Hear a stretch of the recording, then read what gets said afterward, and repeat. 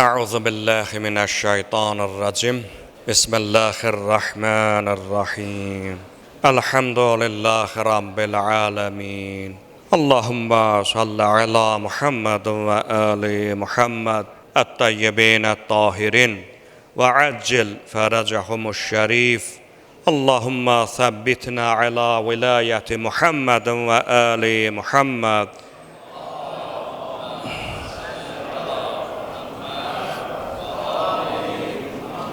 الطيبين الطاهرين المعصومين المنتجبين. قال الله تعالى في كتابه محكم الكريم بسم الله الرحمن الرحيم ليعبدون مخلصين صدق الله العلي العظيم.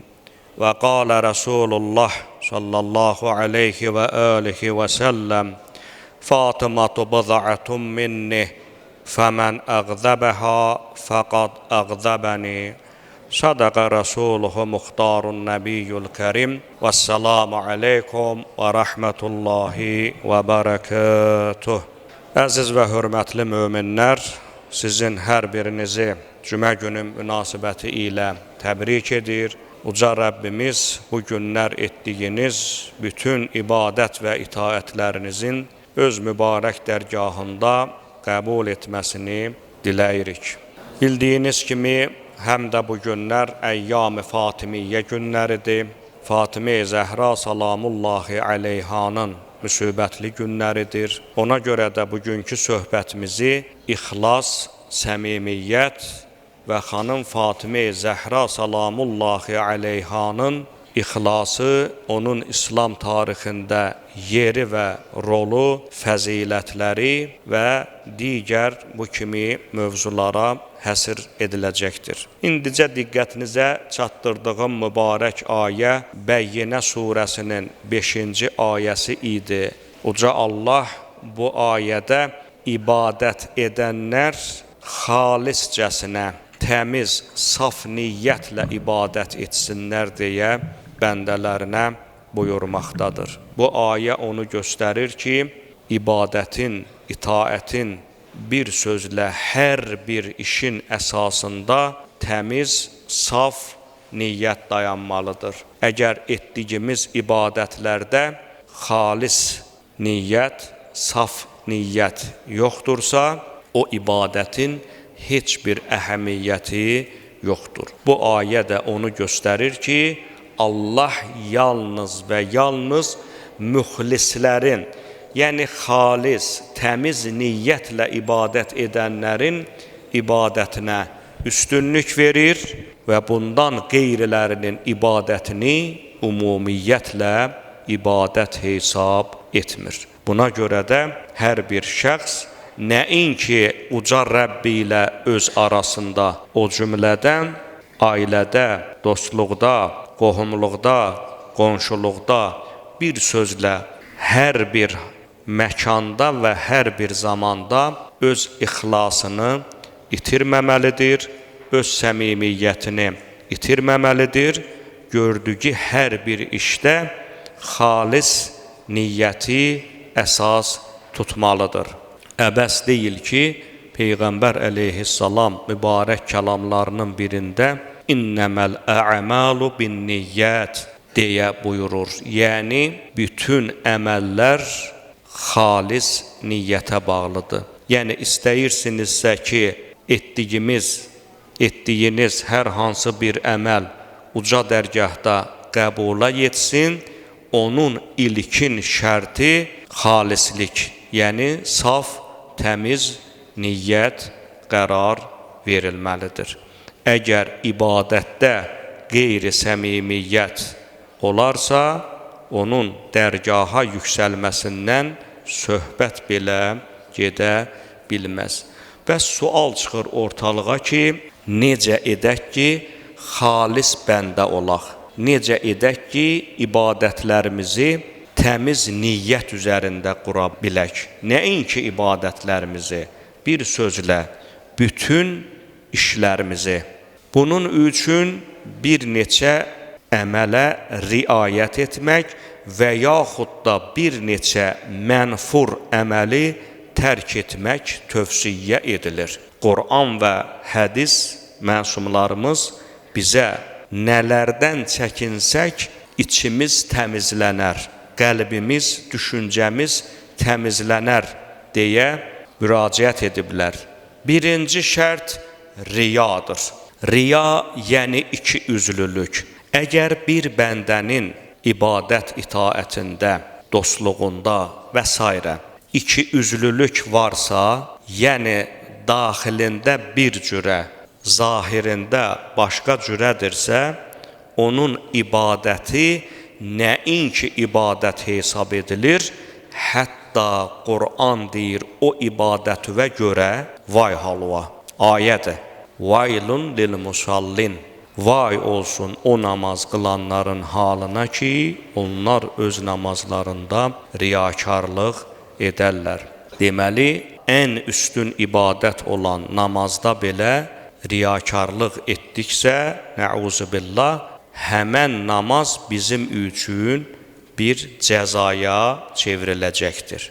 Nəinki ibadət olub onun savabını alacaq, əksinə qeyri-səmimi ibadətimizə görə, qeyri-xalis ibadətimizə görə cəza almalı olacaq. İkincisi təkəbbürdür.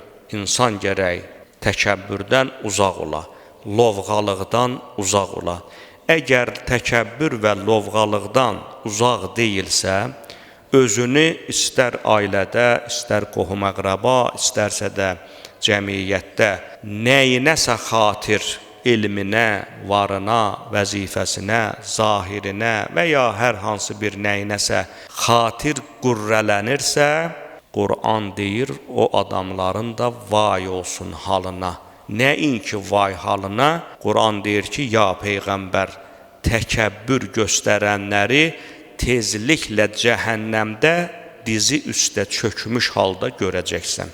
Hədislərdə var, Peyğəmbər əleyhissalam buyurur ki, yer üzərində lovğa, təkəbbürcəsinə gəzən insanlar qiyamət günü Allah o şəxsləri kiçik həşarata döndərər ki, ayaqlar altında qalıb tapdalansınlar.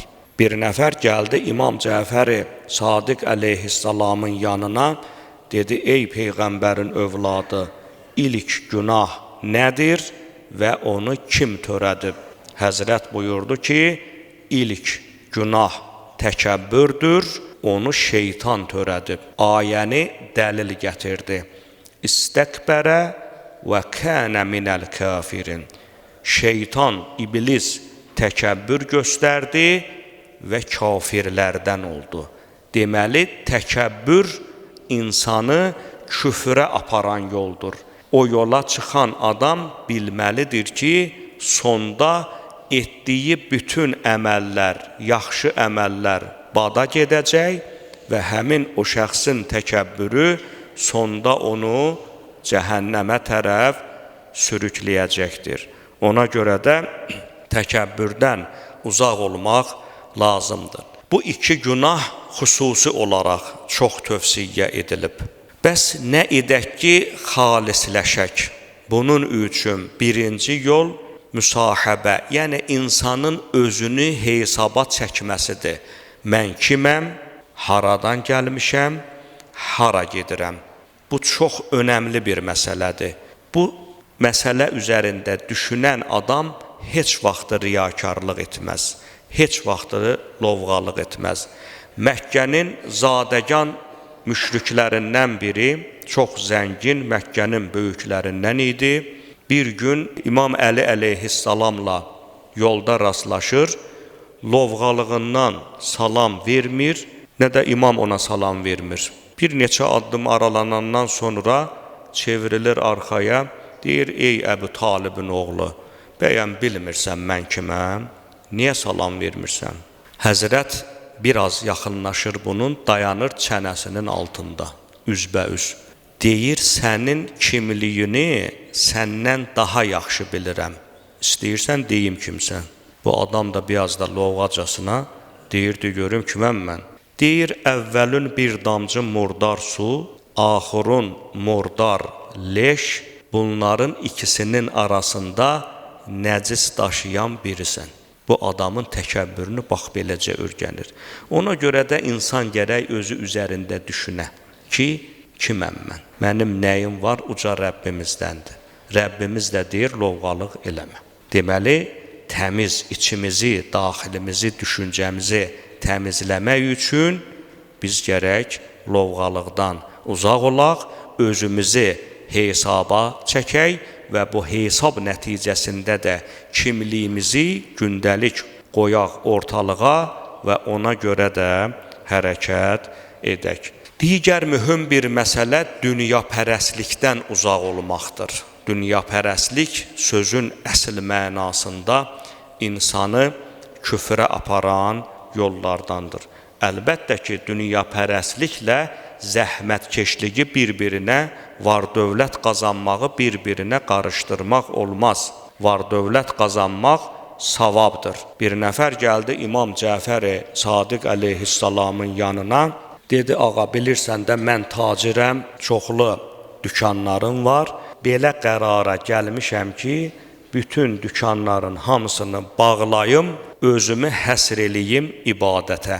İmam əleyhissalam ona gözəl bir tövsiyə verdi. Dedi, get dükanları aç. Ardınca da gözəl bir ifadə buyurur, deyir, var-dövlət qazanmaq imkanı olub qazanmayanların ağlı yoxdur. Çünki Vəsail-i Şiə əsərində gəlib bu hədis, Əllamə Hür Amili nəql eləyir. Çünki insan halal yolla var-dövlət qazanmaqla öz üzərinə düşmüş vəzifələri icra edir. Xumus, zəkat, sədəqə və s. Cəmiyyətin sosial bərabərliyi təmin olunmuş olur. Ona görə də halal yolla qazanılan var-dövlətlə dünyapərəstlik bunlar ayrı-ayrı anlayışlardır. İndi qazandığın səni gətirib müəyyən təkəbbürə, riyakarlığa, nəyə çıxaracaqsa, bilirsən ki, o qazandığın səni necə deyərlər, nəuzubillah, Qarun kimi yoldan döndərəcəksənsə, onun ardınca getmə. Yox, Qaruna deyil, Həzrət Süleymana bənzəyə biləcəksənsə, o zaman getmək lazımdır o var dövlətin dalınca. Həzrət Süleyman peyğəmbərlərdən biridir, dedi, ey Rəbbim, mənə hesabsız var dövlət ver. Hesaba gəlməz Süleymanın varı, dövləti və s. olub. Bütün bunların hamısını biz, əziz möminlər, ona görə qeyd edirik ki, bütün işlərimizin əsasında səmimiyyət, ixlas dayanmalıdır. Əhl-i beytə münasibətimizdə də ixlas dayanmalıdır. Əhl-i beytin adından sui istifadə etmək qəti şəkildə icazəli deyil. Əhl-i beytlə olan münasibət təmiz niyyət üzərində qurulmalıdır. Əgər o münasibət təmiz niyyət üzərində deyilsə, Əhl-i beytin dostlarından deyil, nəuzubillah, düşmənlərinə çevrilmə ehtimalımız daha çoxdur. Yüzlərlə nümunə gətirmək olar. Bəzi Əhl-i beytin dövründə olan zahirən Əhl-i beyt dostlarından məqam, şərait yaranan kimi Əhl-i beytin əleyhinə dayandılar. Peyğəmbərin əleyhinə oldular. Zaman var idi, şərait var idi, Peyğəmbərlə birlikdə idilər. Müəyyən bir zaman, müəyyən bir şərait ortalığa çıxan kimi pul, vəzifə, var dövlət onların bir hissəsini öz həqiqi yolundan döndərdi. Bu günləri biz xanım Zəhra salamullahi aleyhanın həyatına və fəaliyyətinə baxdıqda görürük ki, o xanımın özü bütövlükdə ixlasın özüdür. Nəinki ixlaslı olub ha. Əhl-i beyt ixlasın özüdür. Dərəcənin özüdür. Ayə onların haqqında buyurur ki, humud dərəcat. Onlar dərəcənin özüdürlər. Bir var deyəsən dərəcəyə çatıb. Bir var deyəsən, məsələn, filan kəs dağın zirvəsinə yüksəlib. Bir də var deyəsən ki, zirvənin özü. Qur'an humud dərəcat, yəni Peyğəmbər və onun əhl-i beyti o cümlədən xanım Zəhra dərəcənin özüdür. İstəyirsən ki, Allah yanında müəyyən bir dərəcəyə sahib olasan, gərək xanım Zəhraya olan münasibətini düzəldəsən. İxlas, səmimiyyət üzərində o həzrətin adına təşkil olunmuş məclislərdə ləyaqətli şəkildə iştirak edə, o həzrətin, o xanımın adını daim uca tuta, o xanıma aid olan bütün işlərdə öz səmimiyyətini göstərəsən. Çünki xanım Zəhra salamullahi aleyha əhl-i beyt içərisində elə nadir şəxsiyyətdir ki, o olmasaydı nə olardı sualı çox ağırdı. Əgər xanım Fatimə Zəhra salamullahi aleyha olmasaydı, Peyğəmbər xar olardı. Biraz ağır görsənir cümlə, eləmi? Amma gəlin tarixi bir hadisəyə diqqət edək. Peyğəmbər əleyhissalamın oğlu İbrahim vəfat edir, dəfn edirlər. Dəfində çoxlu insan toplaşıb. Daha məşhur rəvayət budur ki, As ibn Vail cəmaatın içərisində bir addım önə çıxaraq Peyğəmbər salavatullahı xar eləməyə çalışır. Deyir ki, sən əbtər oldun, yəni sonsuz oldun. Rəvayət var ki, Peyğəmbər salavatullah o qədər bu sözdən pərişan olur ki, Allah Cəbrail əleyhissalam vasitəsi ilə Kövsər surəsini nazil eləyir. Yəni, xanım Fatimə Zəhra Peyğəmbər salavatullahı sanki o xəcalətdən qurtarır. Allah o xanımı bəxş eləməklə Peyğəmbər salavatullahın üzərindəki ona tərəf atılmış o rixşəndləri, o təhqirləri xanımın vasitəsi ilə Peyğəmbərin üzərindən rədd eləyir. İnnə ə'teynəkəl Kəvsər. Ya Peyğəmbər, sənə xanım Zəhranı əta etdik. Amma elə belə nemət deyil ha. Quranda heç bir yerdə Peyğəmbərə verilmiş nemətlər müqabilində nəsə minnət qoyulsun, əvəzində nəsə istənilsin yoxdur. Şura surəsindəki mən sizə Peyğəmbərlik edəcəm, əvəzində əhl-i beyti sevəcəksiniz. Yenə gəlir çıxır xanıma. Bu Kövsər surəsinə diqqət edin. Deyir, ya Peyğəmbər, sənə Kövsəri, yəni xanım Zəhranı əta etdim, amma nemət o qədər alidir ki, nemət o qədər dəyərli, qiymətlidir ki, ardınca dərhal buyurur ki, bu nemətin müqabilində gərək namaz qılasan və qurban kəsəsən. İnnə ə'teynəkəl Kəvsər fəsalli lirabbikə vanhər. Rəbbinə namaz qılacaqsan, əlavə namazdır. Bəyən Peyğəmbər namaz qılmırdı. Bəzi alimlər deyiblər, şükür namazıdır.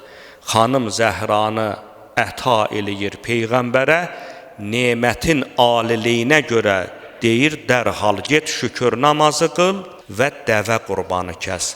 Nəhir boğaza deyərlər, dəvənin çuxur yerinə xəncər vurmaqla dəvə kəsilir. Onu inək kimi, qoyun kimi kəssən, murdar olar. Ən böyük qurbanlıq dəvə qurbanlığıdır. Dəvədən böyük qurbanlıq yoxdur. Bilirsiniz də, qoyun xırda buynuzlular, iri buynuzlular, bir də dəvədən qurban olar. Ən böyük qurbanlığı istəyir.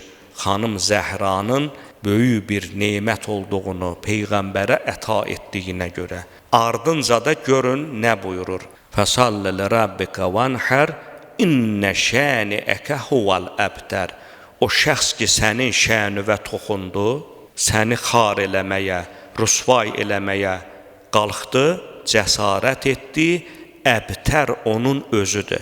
Ayənin o qədər dərin incəlikləri var ki, bu ayə həm də Kövsərə, xanım Zəhraya zidd olan şəxslərə bir təhdiddir. O Kövsərin, o nemətin qədrini bilməyənlərə, o nemətin əleyhinə olanları Qur'an deyir, əbtərə döndərəcəm və döndərdi də. Xanımın nəsli qiyamətə qədərdir, Kövsər çoxlu xeyir deməkdir. Quranda bir yerdə gəlib və onun əleyhinə olanların hamısının kökü kəsildi. Bu da ayənin bərəkətlərindəndir. Xanım Fatimə-i Zəhra salamullahı həqiqətən də elə bir şəxsiyyətdir ki, ona görə də bizim hədis mənbələrimizdə o xanımın barəsində olan rəvayətlər, hədislər digər məsumlarımızın haqqında olan hədis və ya rəvayətlərdən xüsusiyyət kəsb etməkdədir. Bilirsiniz ki, xanım Fatimə-i Zəhra əleyhissalam həm də Quranda haqqında nazil olmuş yeganə surəsi olan məsumlardandır və həm də digər ayələrdə digər məsumlarımızla şərikdir. Məsələn, xüsusi bir surə yoxdur deyə İmam Hüseyn əleyhissalamın şəninə nazil olub və ya hansısa bir imamın şəninə nazil olub. Yeganə məsum xanım Zəhradır, Kövsər surəsi onun şəninədir. Əllamə Təbətəbai Əl-Mizanda həmən surəni təfsir edərkən bir cümlə buyurur. Deyir, əgər Kövsər sözü burada Fatimə-i Zəhra mənasında olmasaydı, yəni ayə onunla əlaqəli olmasaydı, üçüncü ayənin bir mənası olmazdı. Deməli, xanım Zəhra əleyhissalam yeganə şəxsiyyətdir ki, digər məsumlardan fərqli xüsusiyyəti ondadır ki, şəninə xüsusi bir surə gəlir. Onun vasitəsi ilə Allah Peyğəmbərə atılan tənələri, təhqirləri rədd edir. Onun misalında əhl-i beyt düşmənlərini təhdid edir. Amma digər fəzilətlərdə digər məsumlarla şərikdir. Məsələn, Təthir ayəsi, Əhzab 33-cü ayədə məsumiyyət, əhl-i beytin məsumiyyəti Allah istəmişdir ki, siz əhl-i beytdən hər növ çirkinliyi uzaq etsin və sizi tərtəmiz etsin.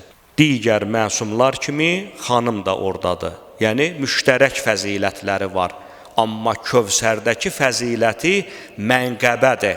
Mənqəbə o şeyə deyərlər ki, bir məsumda var, başqasında yoxdur. Fəzilət odur ki, hamıda var. Məsələn, Əli əleyhissalamın elə mənqəbəsi var ki, o heç bir ənbiya və övliyada yoxdur. Heç bir məsumda yoxdur. Məsələn, Peyğəmbər salavatullah buyurur ki, Əlinin Xəndək günü Əmr ibn Əbd Vüddəyə vurduğu zərbənin ağırlığı qiyamətə qədər ins və cinnin etdiyi əməllərdən daha üstündür. O, Əli əleyhissalamdan başqa heç bir məsuma qismət olmayan bir mənqəbədir. Buna deyərlər mənqəbə. Çünki nə heç vaxtı Xəndək döyüşü olmayıb, nə də heç vaxtı Əmr ibn Əbd Vüddə kimi bir şəxs. O, qismət oldu Əli əleyhissalamın mənqəbəsinə. Dediyimiz kimi, xanımın da elə mənqəbələri var ki, heç Əli əleyhissalamın özündə belə o mənqəbəni biz görmürük. Məsələn, Kövsər surəsinin xüsusi olaraq o xanımın fəzilətinə, mənqəbəsinə aid olması kimi. Xanım Fatimə-i Zəhra əleyhissalam elə bir şəxsiyyətdir ki, Peyğəmbər əleyhissalam onun haqqında elə fəzilətli sözlər buyurubdur ki, bu sözləri də biz başqasının haqqında olduğunu görmürük. Məsələn, Peyğəmbər əleyhissalam xanım Zəhranı Ummi Əbiha, atasının anası adlandırır. Biz bəzən məsələlərin, hadisələrin zahirinə çox diqqət edirik. Onun batini tərəfi arxa planda qalır. Amma bu kimi rəvayətlərin biz batininə indikcə görürük ki, heç də Peyğəmbər salavatullahın öz qızı haqqında belə sözlər deməsi bəzilərinin iddia etdikləri kimi bir atanın öz övladına olan sevgisindən deyil. Niyə Peyğəmbərimiz desin ki, Fatimə mənim anamdır? Deməli, burada Peyğəmbərin dedikləri bilirik ki, Birincisi ilahi vəhyə əsaslanır. İkincisi Peyğəmbər salavatullah heç vaxtı həvai nəfsindən söz deməz, həvai nəfsinə görə hərəkət etməz. Deməli, Fatimə mənim anamdır deməkdə bir neçə batini məqsəd var. Bir, biz bilirik ki, İslamda ananın övlad üzərində hansı haqları var? O haqqı tapdalamaq küfrə bərabər günah kimi təqdim edilib. Xanım Zəhranı Peyğəmbər öz anası ona görə adlandırır ki, xanımın Peyğəmbərin boynunda çox böyük haqları var. Nə haqq ola bilər o? Burada söhbət, əzizlər, ideoloji haqdan gedir. Məsələ ideoloji haqdır. Əgər xanım Zəhra əleyha salamın Peyğəmbərdən sonraki cəsarəti, fəaliyyəti bir sözlə olmasaydı, həqiqət öz mehvərindən xaric olardı. Deməli, Peyğəmbərin dininin mahiyyətini ilk çatdıran, ilk qoruyan şəxs məhz xanım Fatimə-i Zəhra əleyha salamdır. Bu mənada Peyğəmbər deyib, mənim anamdır, yəni ana qədər mənim üzərimdə haqqı vardır. İkincisi, hüquqi baxımından onun deyilməsinin biz şahidiyik. Yəni Peyğəmbər ona görə dedi ki, mənim anamdır. Ərəb cəmiyyətində qadınlara verilmiş qiymət hər kəsə məlumdur. Əslində qiymətsizlikdir. O cəmiyyətdə nə ananın hüququ var idi, nə qızın, nə də xanımın. Heç bir hüququ yox idi. Peyğəmbər əleyhissalam xanım Zəhranın misalında qadınlara çox böyük bir hüquq vermiş oldu. Ümumiyyətlə qız övladına, nəslin davamcısı, övladı saymayan ərəblərə örnək verdi ki, həmi nəsil məhz o xanımın vasitəsilə davam edir və həm də xanımın, yəni ailədə qızın rolu oğlanın rolundan yeri gəlsə daha artıqdır ki, nəinki əskik ola. Deməli, Peyğəmbər əleyhissalam xanım Zəhraya anamdır ona görə dedi ki, onun vasitəsi ilə qadınlara çox böyük hüquq vermiş oldu. Və həmçinin Peyğəmbər əleyhissalam mübarək kəlamlarının birində Fatimə bədənimin bir hissəsidir. Onu incidən məni incidib, məni incidən, mənə əziyyət edən isə Allaha əziyyət etmişdir deyə buyurur. Bədənimin bir hissəsidir sözü də bioloji mənada deyil. Çünki hər kəs bilir ki, Fatimə-i Zəhra Peyğəmbərin qızıdır. Durub cəmaatın içərisində, ay cəmaat, xanım Zəhra bədənimin bir hissəsidir deməklə, yəni mənim qızımdır deməyin nə mənası ola bilər ki? Hamı bilir də bu sənin qızındır. Deməli, burada batini bir məna var. Bıd'atun minni fəmən əqzəbəhə fəqat əqzəbəni fəmən əqzəbəni fəqat əqzəbəllah. Hər kəs onu qəzəbləndirib məni qəzəbləndirib Allahı. Bunun hamısının incəlikləri var. Fatimə bədənimin bir hissəsidir deməklə bioloji mənanı nəzərdə tutmayıb Peyğəmbərimiz.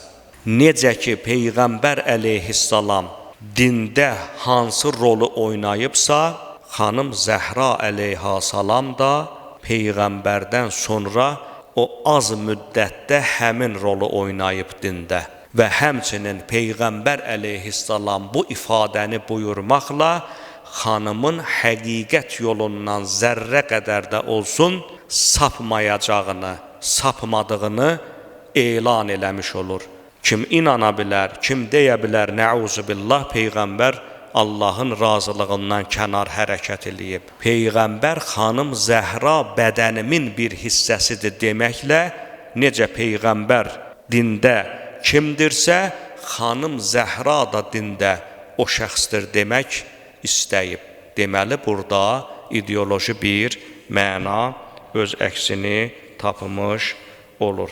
Başqa bir rəvayətdə biz görürük ki, həm də Peyğəmbər əleyhissalam Fatimənin razılığı ilə Allahın razı qaldığını, Fatimənin narazı qalması ilə Allahın narazı qaldığını bildirmiş olur. Bunun da mənası o deməkdir ki, xanım Fatimə-i Zəhra əleyhissalam bəzilərinin iddia elədiyi kimi, nəuzu billah, öz həvai nəfsinə görə nəsə istəməyib. Öz həvai nəfsinə görə hər hansı bir addım atmayıb. Əgər Allahın narazı qaldığı bir iş olarsa, xanım heç vaxtı o işə əncam verə bilməz. Peyğəmbər sallavatullahın bu hədisi onu göstərir ki, xanım nə edibsə və nə edəcəksə, məhz uca Rəbbimizin razılığını əldə etmək üçün o işləri görmüş olur. Bu da o xanımın fəziləti üstünə bir fəzilət gətirir. Elə bir xanım ki, Allah onu işləri ilə, onun razı qalması ilə razı qalır, onun qəzəblənməsi ilə qəzəblənmiş olur. Ona görə də xanım Fatimə-i Zəhra salamullahu əleyha sözün həqiqi mənasında Peyğəmbərliyin, yəni risalətin qorunmasında, risalətin düzgün təbliğ olunmasında və imamətin yetişməsində müstəsna bir yerə sahib olan şəxsiyyətdir. Diqqət edin, sonuncu imamımız İmam Sahibuz Zaman əleyhissalam.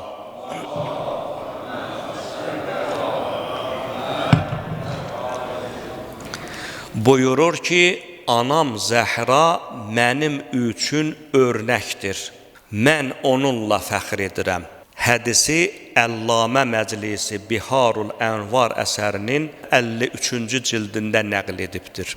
Deməli, Allahın yer üzərində sonuncu höccəti, yer üzərindəki zülm və istibdadı yox edib, Allahın istədiyini yer üzərində bərqərar edəcək sonuncu şəxsiyyət deyir ki, anam Zəhra mənə örnəkdir. Xanımın haqqında nə var qoysuq kənara. Bir anlıq fərz edək ki, xanım Zəhra əleyhissalam haqqında nə bir ayə var, nə bir hədis var. Təkcə imamın bu hədisini əsas götürsək, artıq xanımın hansı bir dərəcəyə sahib olduğunun şahidi olmuş olarıq.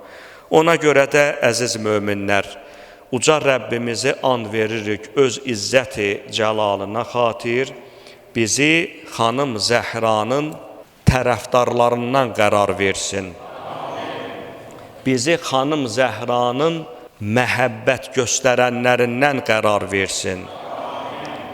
Bizim qadınlarımıza xanım Zəhranın ismətini, həyasını ərməğan etsin. Vəssalamu aleykum və rəhmətullahi və bərəkatuhu.